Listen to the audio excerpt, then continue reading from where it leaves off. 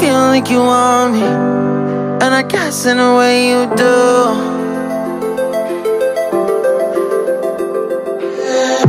On my breath, unraveling emotions. I need some space to think this through. Call me all night long. Try to give you hints and a hard to see. Right on the line, no. Losing it on you's the last thing I need. Hello. Hello.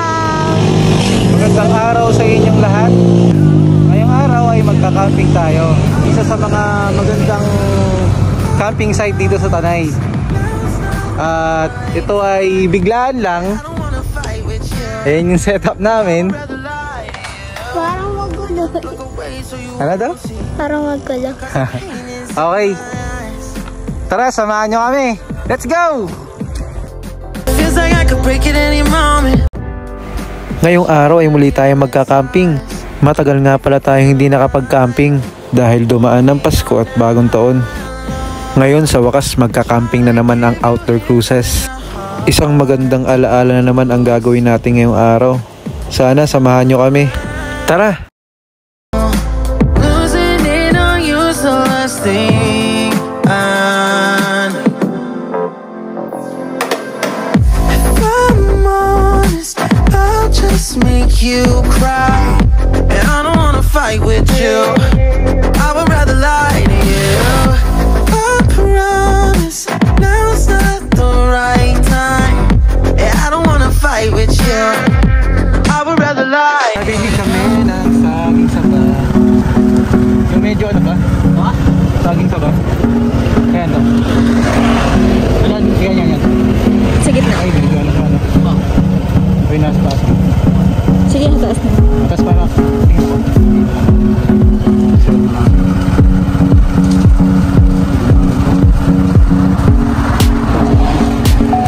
Tapos mapagpaputo na lang. Sa kalagitnaan pala ng biyahe namin ay may nakita akong saging. Agad na kami bumili para may meriendahin kay mamaya pagdating namin. Pagkatapos ay tumuloy na ulit kami sa biyahe namin. Ngayon, ang daan pala natin ay sa Marilaki Highway. Dito nga pala sa kahabaan ng highway na to ay maraming dumadaan na riders. Maraming riders ang pumupunta dito lalo na pag Sunday. Napakaganda ng lugar na to. Kaya siguro binabalik-balikan ng mga riders to. Madalas dito sila tumatambay. Marami ding motovlogger na pumupunta dito. Kalagmitan pag dadaan kayo dito may mga pipitik sa inyo. I mean may mamimitik sa inyo. Yung pipicture nila kayo habang nag-rides. Madalas din marami na aksidente. Dahil madalas marami mabibilis dito na bumabiyahe. Madalas yun yung nakikita kong inaabangan ng mga nagpipicture dito. Alam nyo ba, sa mga hindi nakakaalam, ang pangalan ng highway na to ay Marilaki, pinagsamang Marikina, Laguna at Quezon. Sa tingin ko alam nyo na rin yun.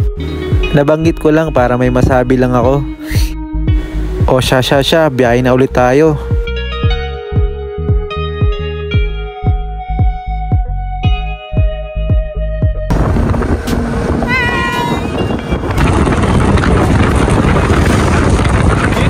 Yung may mga nasa-semplang naman ng riders, yung marami nagbibideo. Ito yun, malaking kurbada.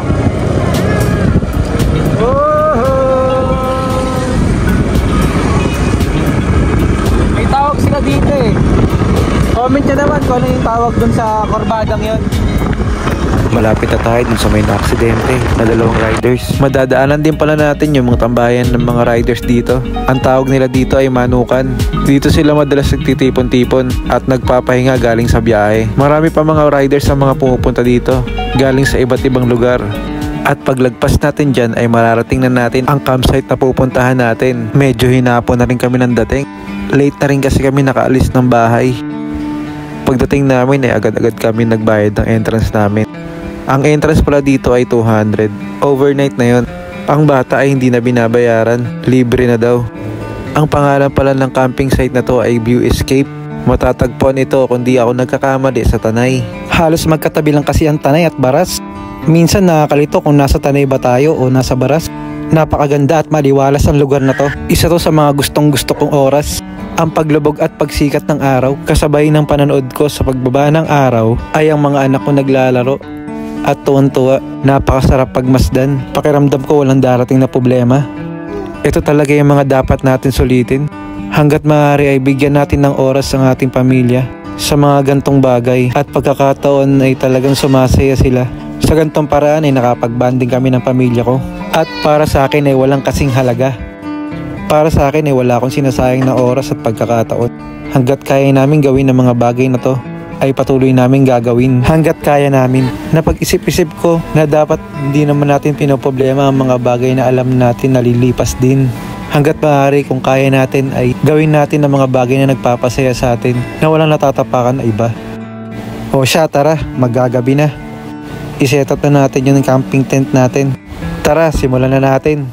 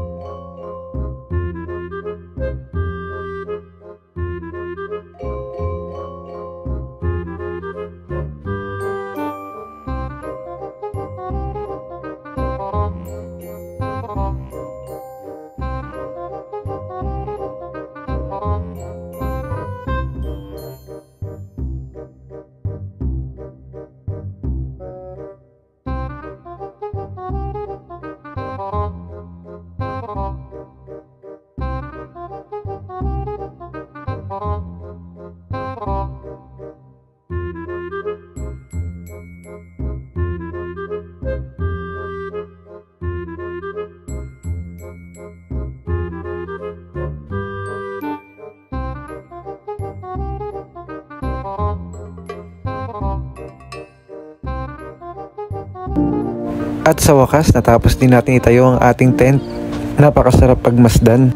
Para kang bumabalik sa pagkabata. Alam mo yung bahay-bahayan, ganon na ganon yung pakiramdam. Wala kang iniisip na problema. Para ka lang naglalaro.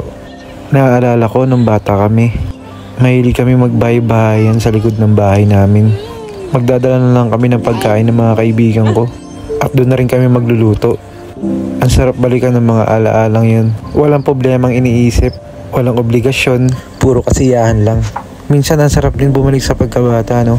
Nga pala, natapos na rin namin i-set up yung loob niyan. Tara, silipin natin.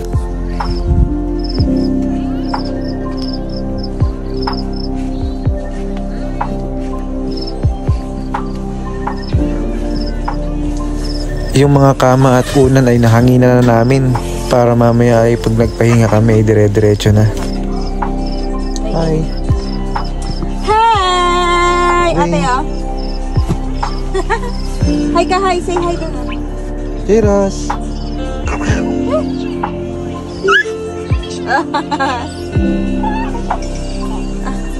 Kakatapos na lang din namin kumain. Hindi na namin na-videoan dahil sa sobrang gutom. Malaking nga rin pala itong nabili kong tent na to. Tamang-tama sa amin. May nabili kasi akong tent dati, kaso nagsisiksikan kami. Kaya naisip akong bumili ng gantong tent. Mas maluwag at pwede pa kaming kumain sa loob. Sa mga oras na to pala ay sobrang lamig dito. Hindi mo kakayanin. Napansin ko din yung awning ay basang-basa. Hindi naman umulan. Dahil siguro sa hamog, sobrang lamig talaga dito. Yung pakiramdam na para ka nasa Baguio. O siya, oras na para magpahinga. Para masilahin natin ang napakagandang umaga. I know you feel like you want me, and I guess in a way you do.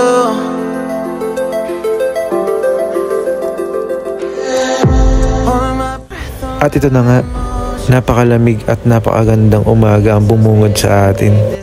Maraming salamat Panginoon sa panibagong araw at panibagong pagkakataon. Isa na naman magandang umaga ang pinagkaloob niyo po sa amin. Maraming salamat po sa mga gantong pagkakataon. Wala naman na akong hihingin kundi ang kalusugan ng aking pamilya at ang kaligtasan ng bawat isa. Isa na namang napakagandang pagsikat ng araw ng aking nasilayan.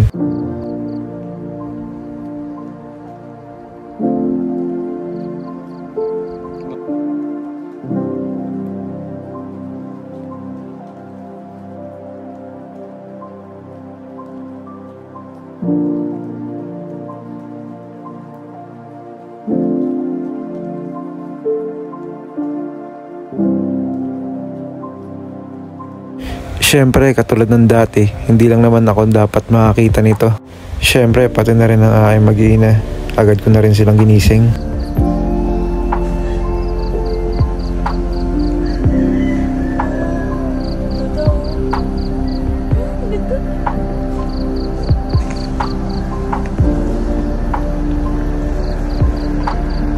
Maganda yung naging pwesto namin dito.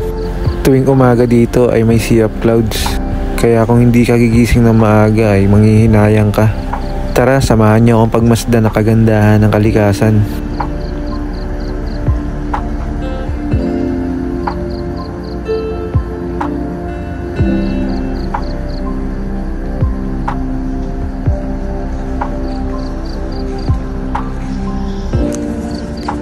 Sobrang lamig. Mas trumipli ang lamig pagdating ng umaga. Kung sa bagay, ito talaga yung hindi mo papalampasin dito. Agad ko na rin niyaya ang aking mag-iina para makita rin nila yung sea of clouds dito. Ang ganda.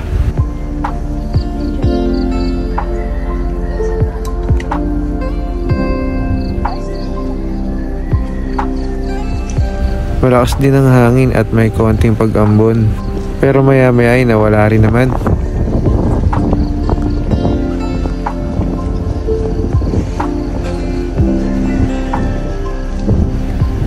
Mukhang pati si Davey ay nilalamig na rin. Relax ka muna dyan, Davey. Mamaya kita pa iinitin.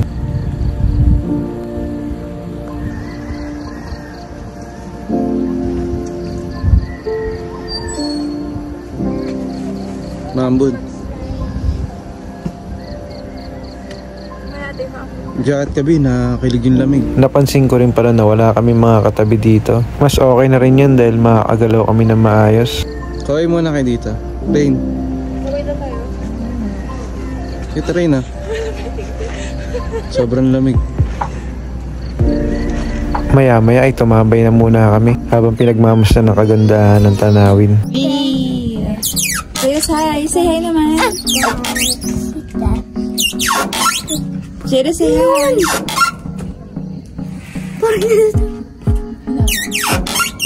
Diyan yun.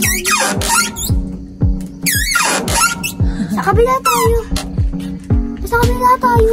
Tuwan-tuwa ang mga bata sa duyan na kahoy habang naghihintay sila ng almusal. Sa mga oras na yan ay nagluluto na kasi ako ng almusal. Nagpainit rin ako ng tubig para may gatas at kape na rin kami. Mukhang nag-i-enjoy si Boy Toyo dito sa duyan na to. Sige lang, laro muna kayo dyan. J-Ross, hold mommy. Baka hulog, J-Ross. Hold mommy, ha? Hold mommy. Hold. Oh. No, why not? Oh. I told you. Hulog ka, hulog. Oh, no, hindi na. Sige na, hindi na. No daw hawak. Sit properly na tayo. Sit properly. Tingnan mo si ate, ha? Sit properly Matingin mo na. yung pa ako. Okay. Matingin mo yung pa ako. Hold tight, mommy. Matingin mo yung pa ako. Ito, ha? Baka mahulog kasi si James. Tinatulak ko yung pa ako. Hold tight, mommy. Hold tight. Hold tight. Bye! Bye. So balik na tayo kay Dada. Babalik kay Dada. Babalik. Hold tight. No, kakaga. Hinugasan ko muna ang iinitan ng tubig para mamaya ay may kape kami.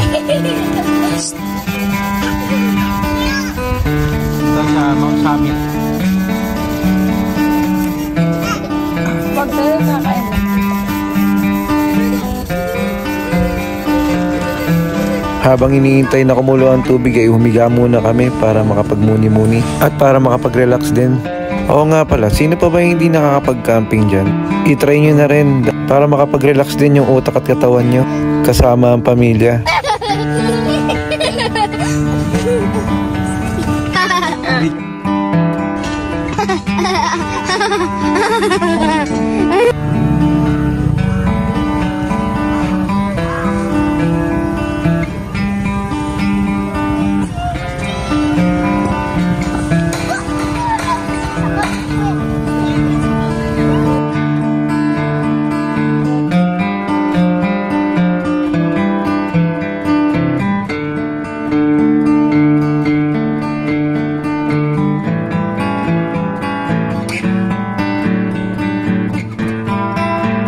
Ito na nga at kumukulo na ang ating tubig.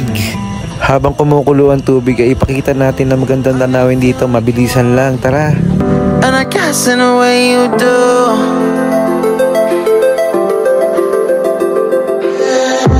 On my breath, I'm reveling emotions. I need some space to think this through. Call me all night long. Try to give you hints and a hard to see. Right on the line, no. Losing it on you's the last thing I need. If I'm honest, I'll just make you cry. And I don't wanna fight with you. I would rather lie to you. I promise now's not the right time. Yeah, I don't wanna fight with you. I would rather lie to you. Look away so you won't see, 'cause the pain is in my eyes.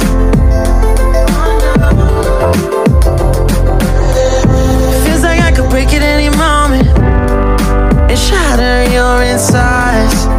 If you feel my mind, call me all night long. Try to give you hints and a hard to see. Right on the line, no. Losing it on you's the last thing I need. If I'm honest, I'll just make you cry. And I don't wanna fight with you. I would rather lie to you. I promise now's not the right time. Yeah, I don't wanna fight with you. I would rather lie to you. I would rather lie. I would rather lie. I don't wanna fight. I would rather lie to you. If I'm honest, I'll just make you cry. Yeah, I don't wanna fight with you. I would rather lie to you. Oo nga pala, dito sa View Escape ay may swimming pool din. Kaso nga lang, sa sobrang lamig ay magdadalawang isip kang maligo. Nakakulitan ng anak ko ay gusto niya daw maligo, kaya pinagbigyan ko na. Dito sa lugar na to ay masusulit mo talaga ang view. Sobrang ganda. Ang gandang pagmasdan ng mga bundok dito. Kasama na rin ang napakagandang panahon at langit. Hindi ka talaga magsisisi pag pumunta ka dito. Ayan na nga at pinaligo ko na ang anak ko. Sinabi ko sa kanya na sandali lang dahil sobrang lamig at baka magkasakit siya. At least napagbigyan na natin siya sa gusto niya at nakaligo na rin siya. Madali namang kausap yung anak ko. Basta nasubukan na niya, okay na. Habang inaantay ko ang anak ko ay pinagmamasdan ko lang ang lugar na to. Sobrang ganda kasi. Pag pumunta nga pala kayo dito, subukan nyo rin maligo kung kaya nyo. Pero ako tingin ko hindi muna kasi sobrang lamig. Ang ganda ng swimming pool nila dito. Infinity pool ang dating. Siguro sa summer mas masarap maligo dito. Pag pumasok ka nga pala sa pool dito ay hindi ka pwede magchinelas dahil nililinis nila yung sahig. At iniiwasan nilang madumihan yung swimming pool. Mas okay na rin nga naman yun para hindi madumihan, di ba? Maya-maya ay bumalik na rin kami doon sa tent dahil para makapagluto na rin ako ng tanghalian namin. Nakabili na rin pala ako ng ihawan. Hindi na ako mag-iihaw kung saan-saan. Gustong gusto ko yung ihawan na yan dahil kahit saan pwede mong dalhin. Hindi ko na napakita kung paano ko siya inassemble pero sa susunod ibibidyohan ko siya. Napansin ko pala dyan na nasusunog yung damo sa ilalim ng ihawan. Buti na lang may nakita akong yero at nilagay ko sa ilalim ng ihawan. Para hindi masira yung damo nila dito, nakakaya naman pag nakita nilang sunog yung mga damo.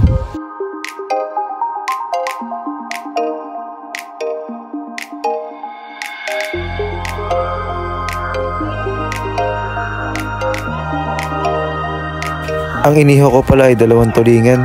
Sakto na yan para sa amin. Sa mga gandong camping ay mas gusto ko ng mga isda kaysa sa mga frozen food katulad ng mga hotdog. Luto na tayo ng panangalian natin. Ang lulutuin natin ngayon ay inihaw na tulingan.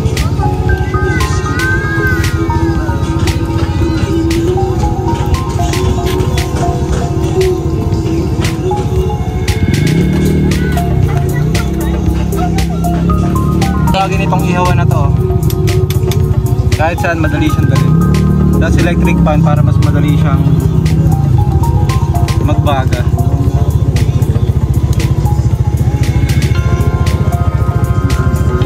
Sarap ng pakiramdam. Dito tayo nag-iihaw tapos tinan mo yung view. Diba?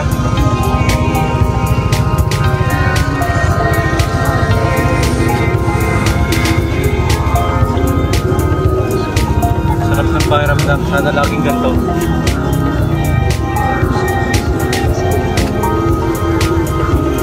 Hindi natin nasulit yung bakasyon kasi ulan ng ulan. Buti ngayon binabigyan tayo ng panahon.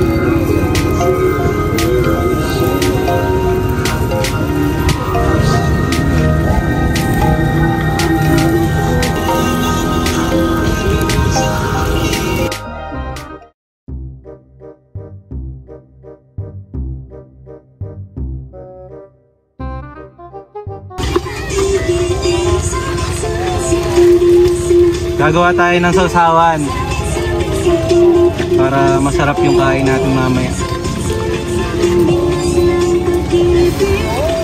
Siyempre, hindi mawawala yung dalandan. Dalandan.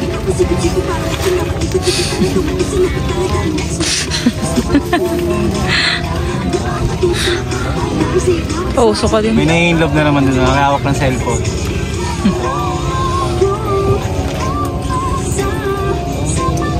Napaka-pogi ko daw maghiwa ng dalandan. Paano maghiwa ng pogi? Paano maghiwa ang pogi? Paano ulit? Hangit. Hangit mo, boy! Kaumay.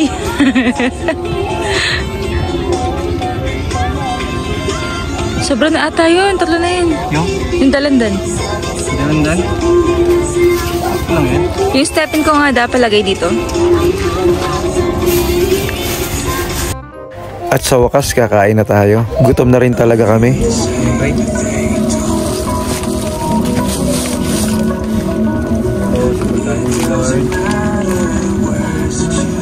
Hindi po kami natakas. Hindi po.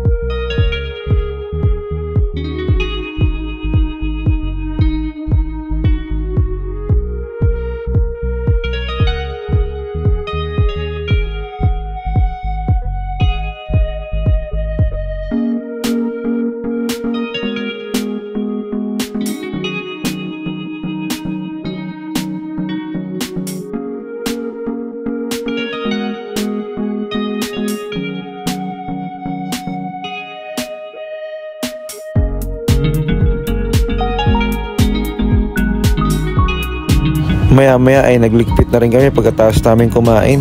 Hindi na namin na-videoan yung pagliligpit namin dahil nagmamadali na kami. Hanggang dito na lang mga ka-outdoors. Biyahe na kami ulit pa uwi. Sana kahit papano nag-enjoy kayo sa mga view. At sana huwag kayo magsawang manood ng mga video namin. Kahit hindi pa kami ganun kaganda mag-vlog, i-subscribe nyo naman po yung channel namin. Malaking tulong na rin po yun para sa amin. Pipilitin pa rin namin gumawa ng mga video na magaganda sa abot ng aming makakaya. Sana magkita-kita ulit tayo sa susunod namin na vlog. Pipilitin namin na mas pagandahin pa yung mga video namin na gagawin. Sa ngayon kasi wala pa kaming camera pang vlog. Cellphone lang. Pero okay lang yan, itutuloy lang namin. At gagawa pa rin kami ng maraming video para sa gayon ay makagawa rin kami ng mga alaala. Para pagdating ng panahon ay papanoorin na lang namin pang mga ito. O siya, hanggang dito na lang. Hanggang sa muli. Ito nga pala ulit ang Outdoor Cruises Moto Camping Adventure. God bless sa inyong lahat. Salamat! I know you feel like you want me, and I guess in a way you do.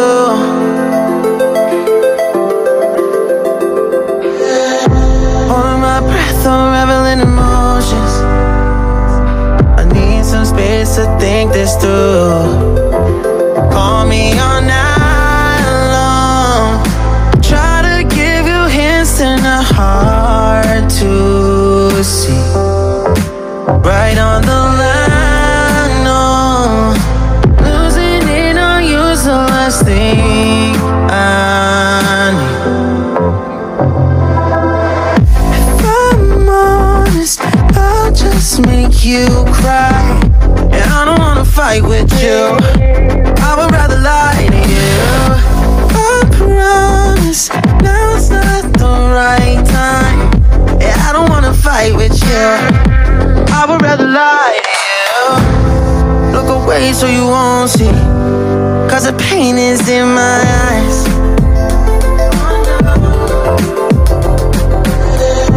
Feels like I could break it any moment and shatter your insides. If you read my mind,